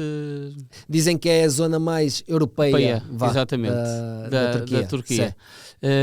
E apanhas um treinador que hoje em dia está muito na berra, que é o Buruk, mas era um desconhecido enquanto treinador. Enquanto jogador tinha sido internacional turco, com bastante expressão até no Campeonato da Europa de 2000, se não me engano, e no Mundial de 2002. Foi uma boa experiência. Como é que te surge a Turquia? Foi. Mais uma vez, colegas, estás a ver? Tinha Isso. Na altura, quem é que tinha jogado lá? Na gíria, não é? Quem tem bons amigos não morre na prisão. Mais uma vez, o Custódio tinha jogado lá. E ainda estava lá o Miguel Lopes. Sim, verdade. Mas as coisas surgiram através do Custódio também a dizer: Hélder, o Akhisar vem-me falar de ti, estão a precisar de um extremo, terias interesse em vir para cá? Eu disse: olha, eu sinceramente estou interessado em sair agora daqui do Dubai, de resolver a minha situação daqui, de voltar para a Europa, pá. Vamos discutir então, se eles realmente estiverem interessados, falamos com o meu empresário e tal e tratamos. Começámos a tratar. Comecei a falar muito com o Miguel na altura também. O Miguel começou também lá a dizer: e tal, tragam, porque eu já tinha jogado com o Miguel. E deu-se a contratação. E super feliz porque acabei por conquistar mais o que era impensável. Uma taça. Sim. Isso é mesmo impensável. Era impensável. Porque é uma das equipas que foge dali do Big Three, do Galatasaray, do Besiktas e do Fenerbahçe, e tipo odds baixíssimas ou altíssimas para conseguirem ganhar aqui o Akhisar. Como é que tudo isso acontece? Ninguém acreditava mesmo. Eu acho que só nós e aquela pequena, grande, porque na Turquia as pequenas também cidades são grandes têm sempre muitos habitantes. Eu vou dizer porque é que tenho grandes recordações daí, porque é que nós começámos a acreditar. O clube não nos falhava com nada também, mais uma vez. Clube pequeno. E ali na Turquia tem uma coisa muito mal, que é, pagam-te devem-te 3. Pois. Mas é muito. Eles têm orgulho. Se houver um clube que só deva 2, dizem, espetáculo. Eu já te vou contar uma história depois sobre isso. Se tiverem só 2, dizem, só devemos 2, como que? Viste? Somos melhores que os outros. Pagava-nos tudo direitinho. E eles lá na Turquia têm uma coisa que é prémios de jogo. Cada jogo que nós ganhássemos, o prémio de jogo nessa semana estava. Salário estava. O que era anormal ali na Turquia. Ali fala-se que havia 2, 3 clubes que pagavam assim. Tudo o resto, lá está, era 2, 3, 4, 5 meses, 6, ouvia-se. O que é impensável. E eles pagavam direitinho. Então começaram-nos a criar ali condições muito fixes, que era dessa estabilidade. As pessoas eram muito terra a terra, pessoas que eram só dali, as que trabalhavam no clube eram ali da terrinha, sempre com um amor incrível. Tínhamos refeições sempre, que lá faz muito na Turquia. Saíamos do treino e tínhamos o almoço, logo pronto para nós. Já íamos para casa almoçados. Mil e uma coisas que tínhamos sempre ali. E seria o almoço do jogador, não estamos a falar de um almoço não é? Com um acompanhamento nutricional e essas coisas todas. Sempre tudo muito direitinho. E lá está, fomos passando um bocadinho daquele jeito que tínhamos acontecido também no Braga, que é jogo a jogo. Começámos a acreditar, passámos aqui, depois passámos o Galatasaray e acabámos por chegar a uma final, que era uma final contra um grande Fenerbahçe, mas que não estava no seu ponto. No seu ponto. Ou seja, ainda mais acreditámos. Nós, quando acabámos por passar ali o Galatasaray, que tínhamos perdido a primeira mão e fomos ganhar a segunda. Ou seja, quando acabámos por passar o Galatasaray, que era a equipa mais forte, chegámos para o Fenerbahçe e é como eu te digo, as finais são para se ganhar. Nós sabíamos que provavelmente íamos sofrer, que íamos ter ali um Fenerbahçe que queria, de certa maneira, salvar a época deles, e nós a acreditar que era possível. Se eu te disser que o estádio costuma-se pôr nas finais metade, se eu te disser que nós tínhamos os adeptos só atrás de uma das balizas e o resto era tudo Fenerbahçe, tu dizes, claro. Nós não tínhamos quase apoio, era aquilo. Mas foram os suficientes e acreditaram em nós e nós acreditamos. E mais uma taça levantada. E mais uma taça. Disso é um palmarés que é muito interessante, porque depois acabas por ter engraçado troféus importantes. Vou dizer, marcaram a final numa cidade que eu desconhecia, que agora ficou, que é Diyarbakir, que era uma cidade, eu vou-te dizer, aquilo, toda destruída a cidade. Vivia lá, não sei se era muita gente ou pouca, mas quando olhavas para os edifícios em ruínas, tudo muito... E nós fomos acompanhados para o treino no dia anterior por tanques de guerra. Nunca tinha acontecido isso. Ou seja, supostamente era uma zona conflituosa. Marcaram a final lá porque o estádio era fantástico. E nós, mas todo o resto era mau. Todo o resto era uma vergonha. O que é que eu decidi? Pai, queres vir ver a final? Quero, sim senhor. Vamos lá ver a final. E ele veio ver a final. Instalei lá no meu hotel. O meu pai, sem falar inglês, metia num quarto de hotel na Turquia, sem falar inglês, ou seja, eu ia lá ajudando quando podia, mas eu estava de estágio, ou seja... E mesmo o inglês dos turcos? Muito mau. Mas dava para entender, mas é muito mau. Ou seja, serviço de quarto, eu mandava lá a comida para o meu pai, eles chegavam lá a entregar a comida e tudo ao meu pai, e o meu pai era só... ok, não sabia o que vinha, não falava nada, nem bom dia, nem boa noite. O meu pai estava na final quando eu ganhei, e fiz o último golo. E, portanto... Não podia pedir mais nada. Deves ter chorado, certeza. Chorei eu, chorou ele. E tenho imagens, muitas imagens disso mesmo. Acho que foi dos momentos da minha carreira que mais me marcou por isso. O que eu sempre desejei, muitas vezes estava fora, e levei sempre o meu pai muito para os jogos. Todos os jogos que eu ia, eu pensava aquela coisa, porque o meu pai acompanhou-me desde miúdo. O meu pai estava lá, sempre nos estádios. Fosse joguinhos dos miúdos fora, fosse em casa, o meu pai estava sempre lá. Fazia isso. Eu ia a Coimbra, o meu pai assistiu aos meus jogos todos em Coimbra. Fazia sempre essas piscinas, digamos. Claro. Fora não tive isso, mas tive o meu pai nessa final. Na da Grécia não tiveste? Na da Grécia não podia, na altura. Isto há coisas que marcam. Há coisas que o destino é mesmo tramado, porque esse foi o teu último título. Foi o meu último título. E o teu pai estava lá. E o meu pai estava lá mais uma vez. É uma coisa mesmo. Quase que o cosmos aí a meter-se na tua mão. Sim. Vais para Hatay, hoje em dia uma cidade que ficou infelizmente marcada pelo sismo, que acabou por morrer milhares e milhares de pessoas, entre elas o Atso. Que cidade é que tu encontraste esta de Hatay, para jogar no Hatay Sport? Olha, mais uma vez lembro-me de estar quase a chorar nas escadarias da casa do meu pai para me decidir para ir para Hatay. Porquê? Eu acabei por fazer ali uma época até interessante no Akhisar, mas acabamos por descer de divisão. No ano em que fomos à Liga Europa, pelo Akhisar, acabamos por descer de divisão. Tem dois treinadores? Sei. Terminam com o Bósnio. Mas começa a falhar mil e uma coisas no Akhisar. Aquilo que era bom, o dia-a-dia, acaba por começar a falhar. Salários em atraso, prémios em atraso. Eles quase a despachar os jogadores, a dizer: vão à vossa vida porque não temos dinheiro para vos pagar agora na segunda divisão, o que quiserem, tal. Continuo com coisas por pagar de lá, e acabo de ficar aqui numa situação que era: ou me metia na Grécia, que tinha a possibilidade de voltar à Grécia, ou me metia noutros clubes da primeira divisão que eu sabia que estavam com milhões de salários em atraso. Na Turquia? Ou ia para a segunda divisão turca, para o Hatay, que me diziam que era supostamente um dos candidatos a subir, mas quando começava a falar com os meus colegas lá da Turquia, diziam, sim, são capazes de subir, devem ser para aí a quinta ou sexta equipa com possibilidade de subir. À frente deles têm 5 ou 6 equipas. Então fiquei aqui e lembro-me de ir, de propósito, de minha casa, que eu vivo aqui em Gaia, ir lá a Paredes, a casa do meu pai, e ficar lá cerca de 1-2 horas a discutir, pai, o que é que eu faço? Monetariamente, Turquia muito melhor que a Grécia.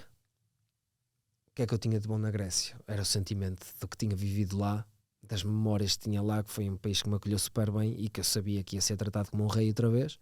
Ou ficar ali na Grécia, acreditar naquilo que praticamente ninguém acreditava, que era subir a divisão. E o meu pai convenceu-me a ir para a Hatay. Eu lembro-me de estar na internet com o meu pai a mostrar, pai, mas olha a cidade. A cidade era na fronteira com a Síria. Sim. Uma cidade também em ruínas praticamente, muito fechada, mesmo muito fechada. Tu estavas em Izmir, que era... Sim, em Izmir, que era fantástico, e acaba por ir para o outro lado, para o lado oposto, para uma realidade completamente diferente. As pessoas muito fechadas. Estamos a falar de uma cidade que parece que é pequenina, mas que tem mais de 3 milhões de habitantes, mas tudo muito fechado. Ou seja, fui para lá realmente com a decisão que tinha tomado com o meu pai, mas foi um choque gigante para mim sair de Izmir e ir para a Hatay. Muito, muito difícil. Muito difícil. Sei. Ainda assim, estiveste lá ano e meio, mais ou menos.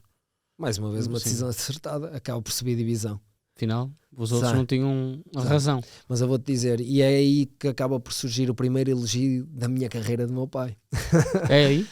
Depois dessa época. Eu fui para lá, eu passei... É a época da pandemia? Sim.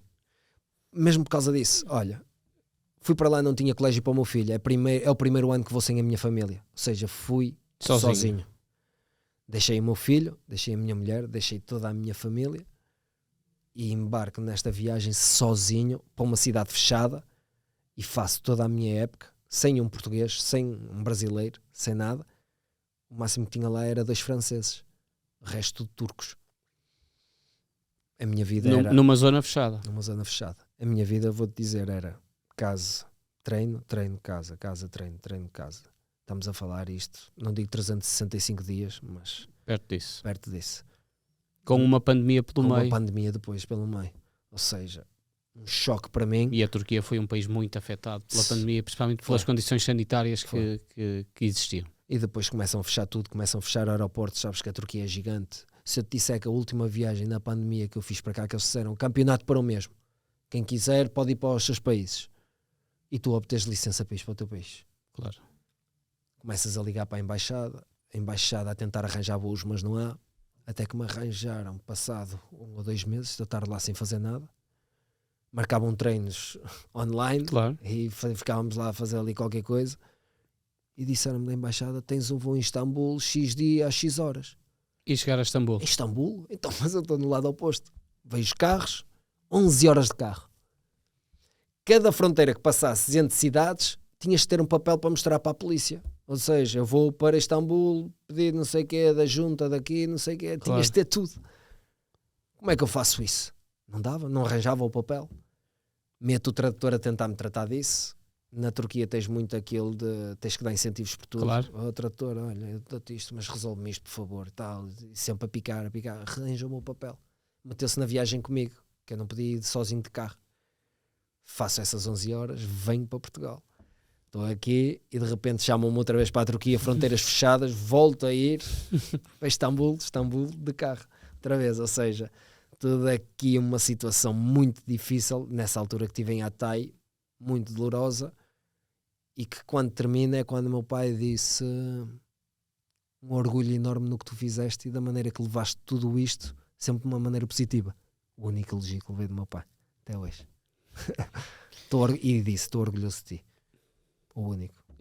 É muito difícil. E suficiente para mim. Mas é muito, muito difícil. Sim, foi muito difícil mesmo, continuo-te a dizer. Mesmo com a subida da divisão. Isso mesmo com a subida da divisão. Aquilo acaba por coroar o quão difícil foi a minha situação, mas foi mesmo muito difícil. Aliás, eu no ano a seguir, nessa meia época, acaba por se juntar a mim o Ruben Ribeiro, É verdade. E se um dia falares com ele, vais ver o quão difícil. E eu sei que nesse ano o quanto eu consegui amparar o Ruben para esse choque de realidade que ele levou ali, que foi grande. Se eu te disser que o Ruben tinha um apartamentozinho dele lá, que ficou, mas ele vinha dormir à minha casa todos os dias. Chegava lá, começava a chegar à parte da noite, sabes? Começava a bater aquela monotonia, saudade, aquela saudade, e ele só me dizia, tens que lhe perguntar um dia, eu fazia muitas vezes bolachinhas da aveia, cara, assim. E ele dizia-me, mano, às 10h30 da noite, dizia, não me queres fazer umas bolachinhas e eu dormi contigo? Dormia-me quase todos os dias no sofá lá de casa, quase todos os dias. E eu sei que eu amparei um bocadinho nessa altura e tenho uma amizade incrível com o Ruben, mesmo por isso que nós nos tornámos ali, ficámos ali, acabámos por ficar ali um para o outro, numa situação que era mesmo muito difícil. Lá está, como eu te digo, treino casa, treino, ponto final, não havia mais nada. É inacreditável mesmo. Panetolix, logo depois, aí o regresso à Grécia. E com o treinador, com o mesmo treinador delas. Exatamente. Que foi ele que me convence. Lá está, comecei a ficar com salários em atraso na Turquia. Já tinhas sido no Akhisar. Sim. Continuas a ter, como estavas a dizer. Pronto, no Akhisar continuo a ter.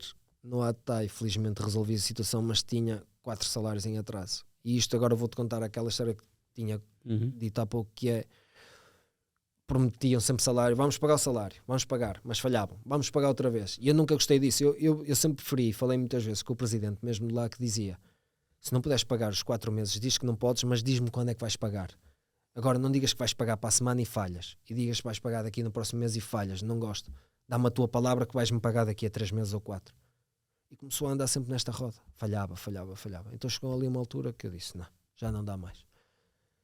Tinha-me ligado o mister Mas tu quando estás aí, estás numa casa cedida pelo clube. Sim. E essa preocupação não era tua, não é? Pelo menos. Não. Mas eu vou-te dizer, eu na altura lá em Hatay, como as condições lá eram um bocadinho difíceis a nível de arranjar casa e tudo, eu mobilei uma casa inteira a sair do meu bolso. Claro. Porque eu sabia que ia ser, como eu te falei, treino casa, e a tua casa, e tinha que ter ali o meu cantinho em que eu dissesse, não, estou confortável. Se eu te mostrasse alguns dos apartamentos que eu fui ver na altura, tu dizias, claro, não dá. Era rachaduras por todo o lado, era cortinas rasgadas, ou seja, coisas que para te levar um jogador de lá que eu não estava habituado, ou seja, claro, não tinha a mínima condição de eu ficar ali, sobretudo sozinho, quando ia passar, não digo 24 horas, mas 20 horas do meu dia ali em casa, a levar com aquilo. Então decidi mobilar tudo ao meu gosto. Lá está, por isso é que o Ruben se juntava muitas vezes à minha casa, porque se sentia mais cómodo. E cresceu aí a Helder, se calhar, o bichinho da parte do mobiliário. Se calhar. Fui eu mesmo a gosto. Claro. Eu comprei tudo. Se eu quiser, eu comprei cortinas, eu comprei frigoríficos, eu comprei tudo, que a casa estava mesmo zero. Era nova, era do zero. Mas fiquei num sítio em que me sentia bem. Então na altura falharam comigo, salários em atraso, como eu te disse, passei anos fantásticos na Grécia, e liga-me um treinador do qual eu conhecia e que tinha sido muito feliz com ele, a dizer, não queres regressar à Grécia?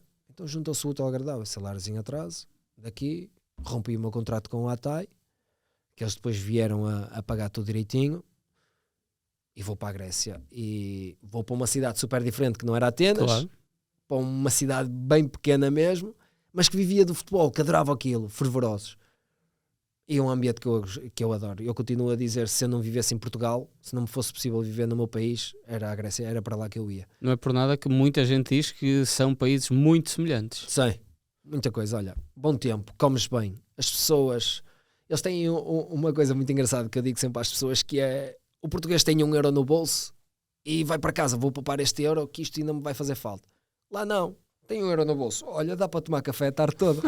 Então eles tomam lá os Fredo Expresso, o Fredo Cappuccino, mas eles tomam aquilo em 4, 5 horas. Eu não sei como é que eles conseguem. Eles é mesmo a sugar aquilo pouco a pouco. E eles desfrutam muito da vida deles. Ou seja, não é um povo que adora trabalhar. Duas línguas difíceis de aprender. Muito difíceis. Aprendeste alguma coisa? A grega. Aprendeste? O básico, sim. Eu conseguia entender tudo o que me diziam, sobretudo se falavam mais nesta linguagem do futebol. E conseguia responder a tudo em grego. Turco não. Turco era mesmo só básico, bom dia, boa noite, tudo bem e tal. Falar mesmo básico. O grego não, lá está. As pessoas vinham mais. O relacionamento foi outro. O relacionamento era diferente. E fui super feliz lá. Consegui manter-me na primeira divisão, com um treinador que conhecia, acabei por encontrar lá 2 portugueses também que já conheciam aquilo e me mostraram um bocadinho daquilo, e vou para um país que adorava. O fim da mala de cartão chega com o regresso ao Varzim, e até por causa do nascimento da tua filha, da tua segunda filha. Quando regressas a Portugal, esperavas encontrar um futebol, sei lá, com melhores condições? Não. Ao fim deste tempo? Por acaso não, antes pelo contrário. Fiquei surpreendido, sobretudo... Se me dissesses que eu esperava ir para a Liga 3, não. De início, quando eu regressei a Portugal, pensei, eu sabia que já era, entre aspas, velho para ir a uma primeira liga, mas pensava que ia ficar ali numa segunda liga. Como eu te disse, surgiram coisas da segunda liga, mas eu esperei que teria muito mais, ou seja, para vir aqui para a região norte e para me fixar cá numa segunda liga na região norte, o que não aconteceu. Mas fiquei surpreendido da maneira que era organizada já a Liga 3. Muito organizados. Eu cheguei ali ao Varzim, lá está, era um clube supostamente não é de Liga 3, é um clube da segunda liga mais, e mesmo da primeira, mas que nos últimos anos andava a viver mais na segunda liga, com condições deste pequeno almoço, condições de treino, muito bem organizado, e mesmo pelo que eu ia falando com muitos colegas que estavam na Liga 3, já com uma visibilidade boa também, ou seja, fiquei surpreendido com isso. Se era o patamar que eu estaria habituado, não era, mas foi um patamar que me recebeu muito bem e onde me senti muito, muito confortável mesmo, e que fiquei surpreso de uma Liga 3 cá em Portugal estar tão bem organizada como estava na altura que eu assinei ali no Varzim. Heller, orgulhoso da tua carreira? Muito orgulhoso, muito orgulhoso. Como eu te disse, há pessoas que muitas vezes questionam que eu poderia ir mais longe, se calhar outras não acreditavam que eu fizesse isto. Eu costumo dizer, e um bocadinho do que eu disse já há bocado, cheguei onde eu tinha que chegar, fui sempre esforçado, dei o meu máximo, sempre profissional. Mesmo com os meus colegas, a nível de amizade, trago amizades para a vida. Ou seja, fiz tudo o que estava ao meu alcance para ter a minha melhor versão. Por isso, orgulhoso de conquistei, porque foi do meu suor. Quem é que merece o teu maior agradecimento? Os meus pais. É difícil para mim, mas só. Deram-me sempre tudo. Tudo. Olha, no meio de tanta gente com quem tu jogaste, só te falta escolher 11 jogadores. A parte Vamos difícil. a isso? Essa é a parte difícil.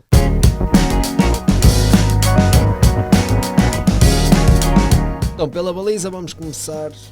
Tive muitos, mas vamos começar. Poderia dizer Kim, um deles, mas vou dizer o Vítor Bahia, porque acho que foi realmente uma referência, e sobretudo chegar ali ao Porto, um jogador com um nome como ele tinha, e ter-me mostrado tanto como seria um profissional. Vou escolher aqui o Vítor Bahia. Defesa direito, também podia dizer muitos, mas vai ser o Bozingua, porque acho que realmente era o único que ele fazia. Um pulmão satisseco nos treinos, estávamos lá a correr e nunca ouvi abafado em relação nenhuma. Nós a morrer às vezes alguns jogadores, e o que ele dava tanto ofensivamente como defensivamente era fantástico. Defesas, o Pepe tem que estar aqui. Mais uma vez o Porto, eu sei que por enquanto está aí só o Porto, mas o Pepe é só... não é deste mundo. O que ele continua a dar a nível de frescura e qualidade é de outro planeta. Jorge Costa, uma das grandes referências do Porto. Tive a felicidade em outros tempos de conviver com ele. A mística estava toda naqueles jogadores, por isso era impossível fazer uma equipa sem ele. Defesa esquerdo, agora vamos mudar um bocadinho. Eu tive a felicidade, não só num clube, mas na seleção também, de jogar com ele, que é o Silvio. Uma carreira fantástica. Como pessoa e colega de equipa, melhor ainda. Por isso, o Silvio realmente destaca-se aqui nas defesas esquerdas. Ele esteve contigo na tua única internacionalização. Teve. Em Portugal, no jogo contra o Sim. Gabão. E não só, e teve no Braga. Sim. E nas seleções jovens também ainda me cruzei com ele, que ele era na altura de Benfica também, mesmo a nível Porto-Benfica, cruzei-me algumas vezes com ele, e o crescimento dele é só um motivo de orgulho para mim.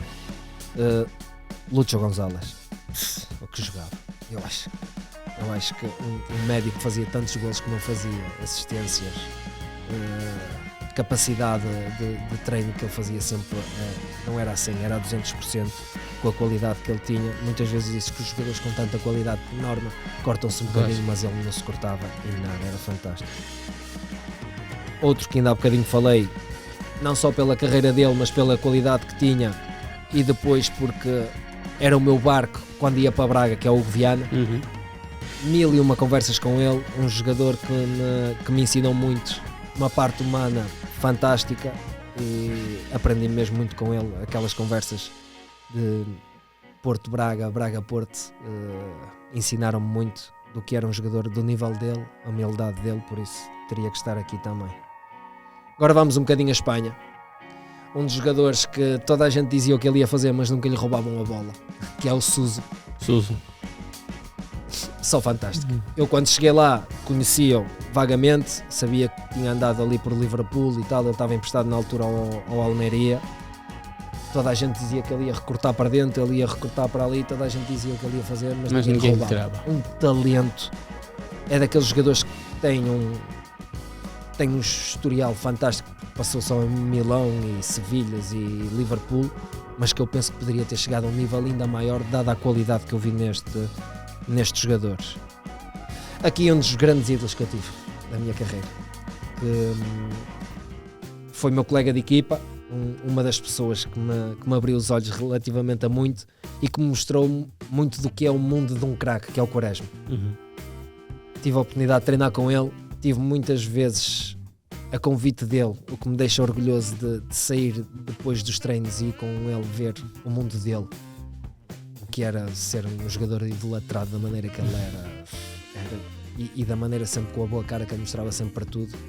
É uma dos grandes jogadores que eu conheci na minha vida e que tive o privilégio de o chamar de amigo. E na frente podia dizer também 1001 jogadores. Eu há um que não vou colocar, mas que destacava pela qualidade que tinha, que era o Benny McCarthy. Uma parte humana. Se eu te contar uma história, ainda há pouco contei a um amigo meu que era, na altura o Ivanildo gostava muito de uma t-shirt. O Ivanildo disse: grande t-shirt, Benny. E ele tirou a camisola e disse: gostas? Pega-me. E vestiu uma do Porto e foi quando o Porto embora e deu-nos a camisola. A parte humana, e era uma qualidade de jogador fantástica. Mas eu tinha que pôr este pelo também que me ensinou, tudo que me mostrou, que é o Nuno Gomes, não só por que deu a Portugal, pelo que deu ao Benfica, por ter transportado também o nome dos portugueses lá para fora, no caso da Fiorentina, que ele teve lá, e que mostrou pela parte humana. Ensinou-me muito. E depois vamos buscar aqui o número 10, que infelizmente não atingiu o patamar que muita gente esperava dele no Porto, mas que se tu o visses treinar dizias: este jogador é de nível de Barcelona, Real Madrid, que é o Diego. Eu estava a pensar que tu ias metê-lo ali. Tu não imaginas o que jogava. Ele infelizmente na altura, eu lembro-me no Porto que o pai dele começou a dar entrevistas e o Quadriense levava um bocadinho isso a sério e começaram a entrar ali em picardias muito o Diego por causa do pai com ele, mas tu não imaginas o que ele treinava. Não imaginas. Era uma barbaridade a qualidade que ele punha. E a alegria que ele mesmo assim, mesmo sem jogar, transportava para o campo. E jogou até há bem pouco tempo. Sim. Era só incrível. Infelizmente não atingiu o patamar no Porto que toda a gente esperava, atingiu noutras equipas, mas é um fenómeno. Por isso está aqui a minha equipa de craques e de ídolos que eu tive e que tive o privilégio de jogar. E amigos. E amigos. Hélder. Muito obrigado.